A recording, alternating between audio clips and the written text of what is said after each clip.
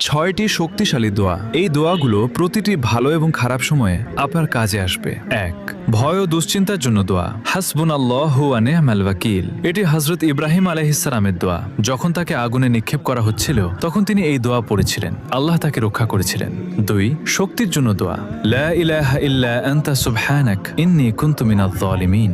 যখনই আপনি কোনো বিপদে পড়বেন এই দোয়া আপনাকে অন্ধকার থেকে আলোয় নিয়ে আসতে পারে। ৩. জ্ঞান বৃদ্ধির জন্য দোয়া। রব্বি জিদনি ইলমা। ৪. যে কোনো কিছু পাওয়ার দোয়া।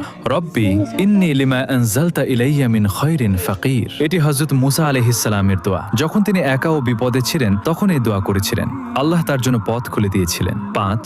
বরকত ও রিজিকের জন্য দোয়া। আল্লাহুম্মা বারিক লানা।